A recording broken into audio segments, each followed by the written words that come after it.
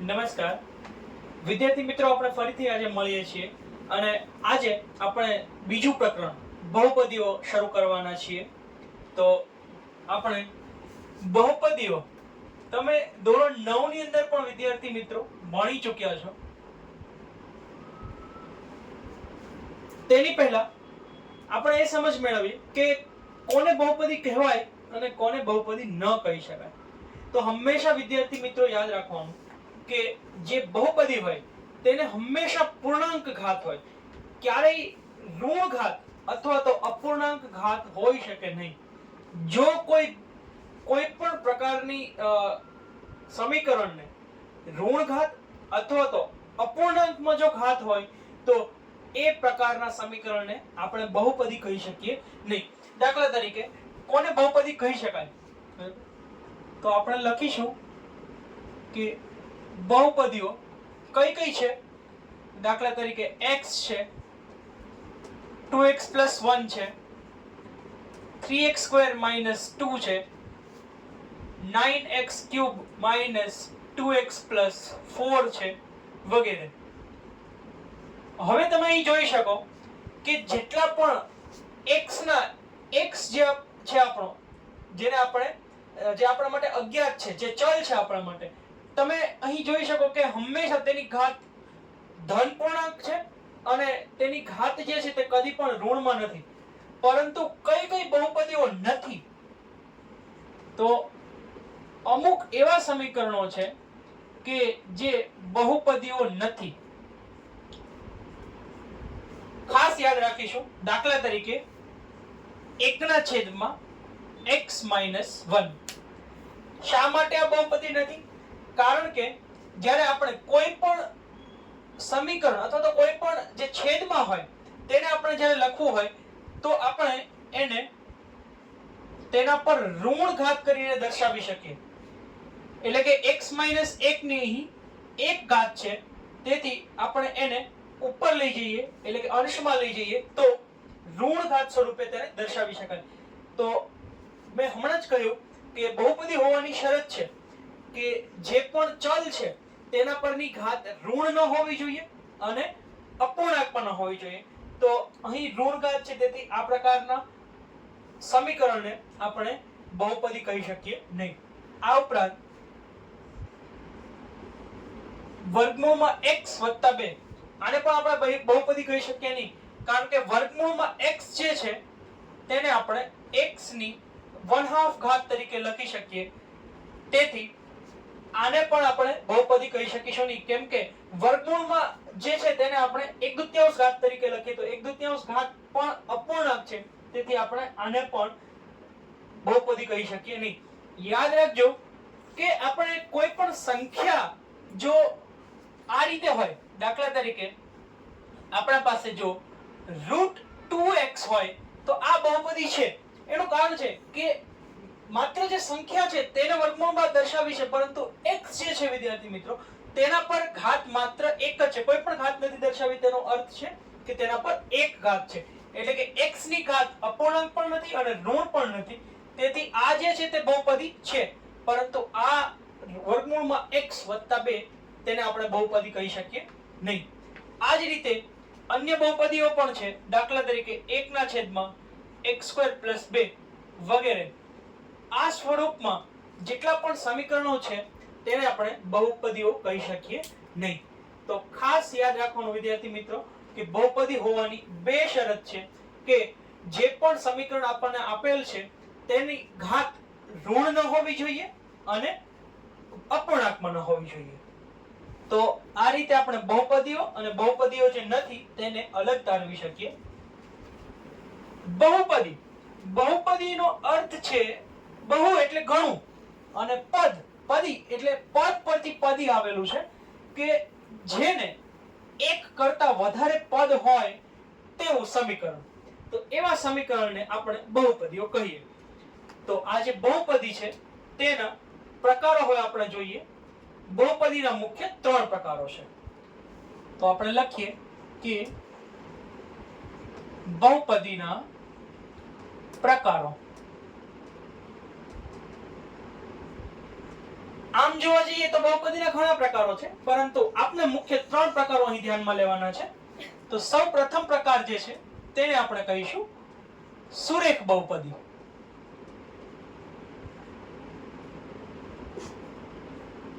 હવે જે સુરેખ બહુપદી છે તેમાં જે ચલ હોય તેને માત્ર એક જ ઘાત હોય તેને આપણે સુરેખ બહુપદી કહીએ. હવે તેના પહેલા આપણે ચલ કોને કહેવાય, સહગુણક કોને કહેવાય અને અચળ પદ કોને કહેવાય તે સમજી લઈએ. જો મારા પાસે એક બહુપદી છે, દાખલા તરીકે 2x - 3, આમાં જે x છે એટલે કે આપણે જેની કિંમત જાણતા નથી તે મારા માટે ચલ છે, તેને આપણે ચલ કહીશું. ચલની સાથે ગુણાકારમાં જે પણ અંક હોય તેને આપણે કહીશું સહગુણક, એટલે કે સાથે ગુણાયેલો. સહ એટલે સાથે અને ગુણક એટલે ગુણાકારમાં જે છે તે. અને આ બંને સિવાય જે પદ બચ્યું જેની સાથે કોઈ પણ અચળ પદ એટલે કે જેની સાથે કોઈ પણ ચલ પદ ગુણાયેલ નથી તેવી સંખ્યાને આપણે અચળ પદ કહીશું. અહીં આપણા માટે જે 3 છે તે અચળ પદ છે. તો સુરેખ બહુપદી કોને કહેવાય? તો આપણે લખીએ કે જે બહુપદીમાં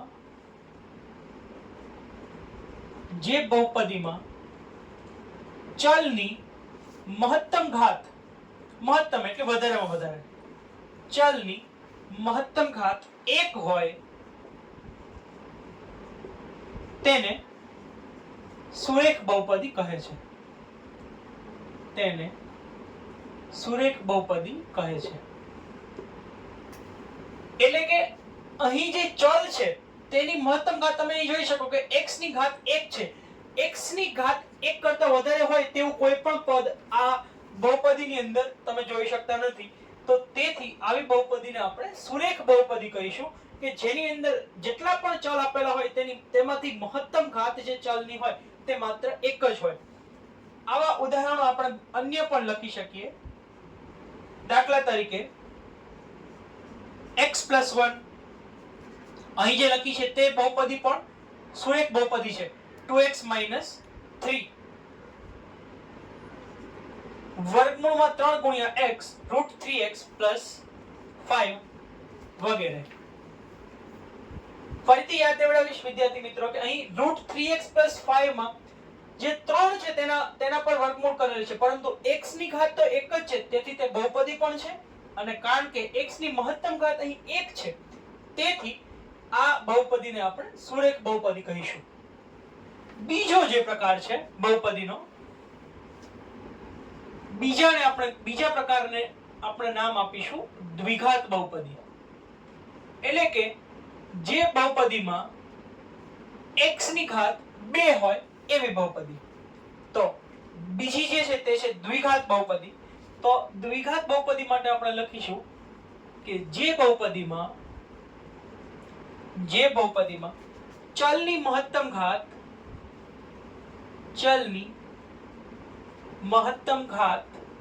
2 હોય તેવી બહુપદીને દ્વિઘાત બહુપદી કહે છે.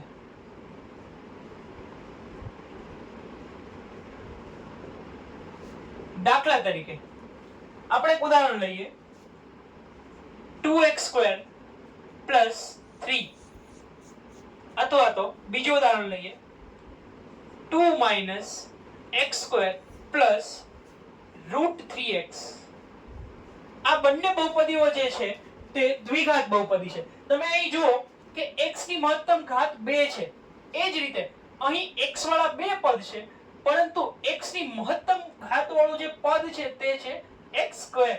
તેથી આપણે કહી શકીએ કે આ બંને બહુપદીઓ જે છે તે દ્વિઘાત બહુપદી છે. એટલે કે જો આપણને x નું એક કરતા વધારે પદ પણ આપ્યો હોય તો મિત્રો આપણે એવું પદ ગણવાનું કે જેમાં x ની ઘાત મહત્તમ હોય. તો અહીં તમે જોઈ શકો કે x ની મહત્તમ ઘાત આ પદમાં છે અને x ની મહત્તમ ઘાત છે 2. તેથી તે દ્વિઘાત બહુપદી છે. અને ત્રીજો જે પ્રકાર છે તેને આપણે કહીશું ત્રિઘાત બહુપદી.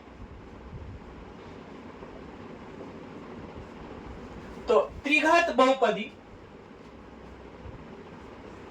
આપણે સમજીશું કે જે બહુપદીમાં ચલની મહત્તમ ઘાત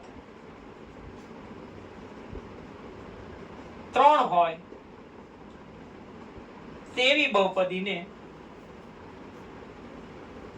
બહુપદીને આપણે ત્રિઘાત બહુપદી કહીશું. દાખલા તરીકે હવે આપણે એવા ઉદાહરણો લઈએ કે જેની અંદર x ની ઘાત 3 હોય. દાખલા તરીકે 2 - x³ 3 - x² પ્લસ x નો ઘન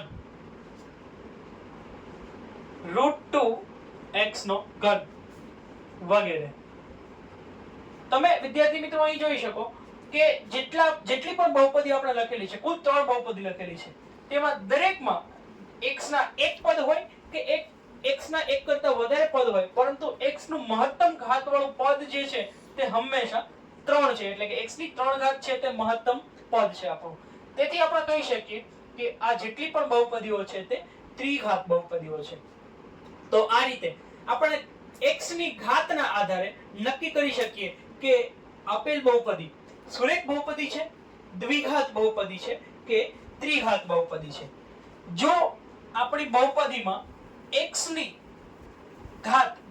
મહત્તમ ઘાત 1 હોય તો એવી બહુપદીને આપણે સુરેખ બહુપદી કહીશું. જો x ની મહત્તમ ઘાત 2 હોય તો આપણે તેને દ્વિઘાત બહુપદી કહીશું. અને જો x ની 3 ઘાત હોય તો આપણે આવી બહુપદીને ત્રિઘાત બહુપદી કહીશું.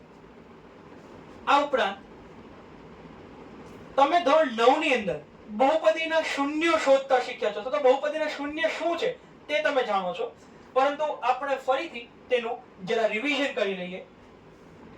તો બહુપદીનું શૂન્ય એટલે શું? આપણે બહુપદીનું શૂન્ય કોને કહે અને તે કઈ રીતે શોધી શકાય તે અહીં શોધવાનું છે કે કઈ રીતે આપણે કોઈ પણ બહુપદીનું શૂન્ય શોધી શકીએ. તો ધારો કે આપણે કોઈ એક બહુપદી લઈએ છીએ અને આ બહુપદીને હું આ રીતે દર્શાવું છું. ધારો કે કોઈ એક બહુપદી છે જેને હું દર્શાવું છું p of x. p of x નો અર્થ છે કે આપેલી બહુપદીમાં જે ચલ છે તે x છે અને p જે છે તે આપણે પોલિનોમિયલ માટે વાપરીએ છીએ. પોલિનોમિયલ એટલે બહુપદી, એટલે કે p of x જે x માં બહુપદી છે તેવી બહુપદી. તો ધારો કે કોઈ બહુપદી છે આવી રીતે x² - 3x - 4. તો આ બહુપદીના મારે શૂન્ય શોધવા છે. તો શૂન્ય શોધવા માટે સૌથી સરળ રીત છે કે આપેલ બહુપદીને આપણે શૂન્ય સાથે સરખાવી દઈએ, અથવા તો આપેલ બહુપદી બરાબર આપણે શૂન્ય લખી લઈએ. તો હું લખું કે x² - 3x - 4 બરાબર 0. તો હવે આપણે આ બહુપદીના અવયવ પાડીએ. તો x² - 4x પ્લસ x - 4. આ રીતે આપણે આ બહુપદીના અવયવો પાડીએ. હવે આ બંને પદની અંદર તમે જોઈ શકો કે x છે તેને સામાન્ય આપણે લઈ શકીએ. તેથી કૌંસમાં વધશે x - 4. હવે અહીં પણ આપણે x - 4 કૌંસમાં આવવો જોઈએ. તેથી અહીં બીજું કંઈ સામાન્ય ન લેતા આપણે માત્ર એક સામાન્ય લઈએ. જો કશું જ સામાન્ય ન હોય તો હંમેશા એક તો સામાન્ય લઈ જ શકાય. તો તેથી આપણે લખી શકીએ કે આના બરાબર 0 x + 1 into x - 4 બરાબર 0. એટલે કે આપણે આ બહુપદીના આ રીતે બંને અવયવો પાડ્યા છે. તો તેથી આપણે લખી શકીએ કે હવે આપણે આ બંને કૌંસને 0 સાથે સરખાવીએ. તેથી આપણે લખીએ કે x + 1 બરાબર 0 અને x - 4 બરાબર 0. તેથી આપણે કહી શકીએ કે x ની કિંમત કાં તો -1 છે અથવા x ની કિંમત 4 છે. તેથી આપેલ બહુપદીને શૂન્ય સાથે સરખાવતા આપણને જે x ની બે કિંમત મળી તે બંને કિંમત આપેલ બહુપદીના શૂન્યો છે. એનો અર્થ એ છે કે x ની આ કિંમત, આ બંનેમાંથી કોઈ પણ એક કિંમત જો હું આ બહુપદીની અંદર મૂકું તો મને જવાબ શૂન્ય મળશે. ચાલો આપણે કોશિશ કરી જોઈએ. x ની કિંમત -1 હું આ બહુપદીની અંદર મૂકું તો મારા પાસે બહુપદી છે p of x is equal to x² - 3x - 4 માં આપણે x બરાબર -1 લઈએ તો p of -1, કારણ કે આપણે x બરાબર -1 લીધું છે તેથી p of -1 બરાબર x ની બદલે -1 લખીએ તો -1 નો વર્ગ -3 x બરાબર ફરીથી -1 -4 -1 નો વર્ગ થશે +1, આ માઈનસ અને આ માઈનસ બંને પ્લસ થઈ જશે અને 3 ગુણ્યા 1 3 એકા 3 -4 3 વત્તા 1 4 -4 બરાબર 0. તેથી સાબિત થાય કે p of -1 એ શૂન્ય છે. આ જ રીતે તમે આ સમીકરણની અંદર વિદ્યાર્થી મિત્રો x બરાબર 4 લઈને પણ કોશિશ કરી જુઓ અને જુઓ કે p of 4 બરાબર પણ આપણને શૂન્ય મળશે. તેથી આપણે કહી શકીએ કે p of -1 અને p of 4 બંને જે છે તે આપેલ બહુપદીના શૂન્યો છે. એટલે કે x બરાબર -1 અને x બરાબર 4 કિંમત આપેલી બહુપદીની અંદર મૂકતા આપણને શૂન્ય મળે છે. તેથી તે બંને આપેલ બહુપદીના શૂન્યો છે. તો શૂન્યની આપેલ બહુપદીની શૂન્યની આપણે વ્યાખ્યા કંઈ આ રીતે લખી શકીએ કે આપેલ બહુપદીમાં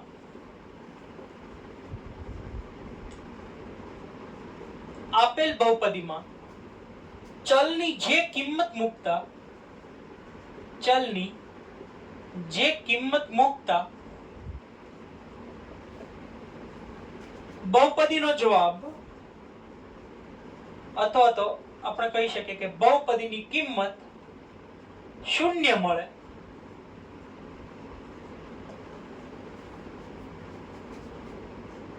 તેને આપેલ બહુપદીનું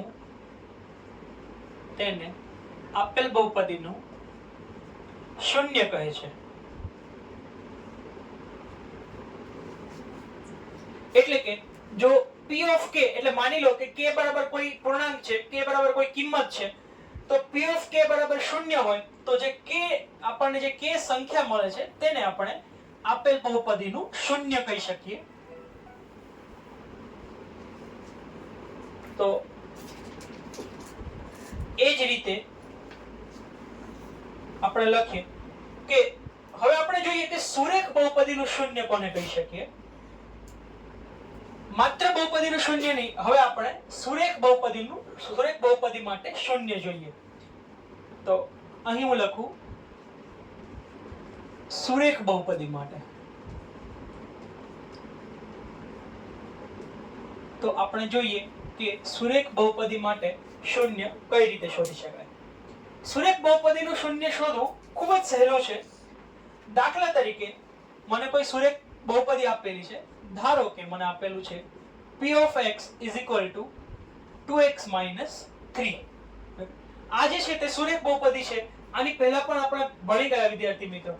મેં થોડી વાર પહેલા જ કીધું કે સુરેખ બહુપદી જે છે તેમાં x ની મહત્તમ ઘાત જે હોય તે 1 હોય છે. તેથી આપેલ બહુપદી કેવી છે? સુરેખ બહુપદી છે, કારણ કે 1 ની ઘાત અહીં 1 છે. તો એનું શૂન્ય શોધવા માટે આપણે આપેલ બહુપદીને બરાબર શૂન્ય લખીએ. તો હું લખું કે આપેલ બહુપદીનું શૂન્ય શોધવા માટે આપણે લખીએ 2x - 3 બરાબર 0. તેથી 2x બરાબર 3. તેથી જો x ને હું સૂત્રનો કરતા બનાવું તો 2 જે છે ગુણાકારમાં તે બરાબરની સામેની બાજુ 3 ના છેદમાં જશે. તો આપણે લખી શકીએ કે x બરાબર 3 ના છેદમાં 2. તો આ મને જે કિંમત મળે છે x ની તે આપેલ બહુપદીનું શૂન્ય છે. તો સુરેખ બહુપદી માટે આપણે કંઈ આવી રીતે લખી શકીએ. ફરીથી હું લખું છું. સુરેખ બહુપદી માટે આપણે લખીએ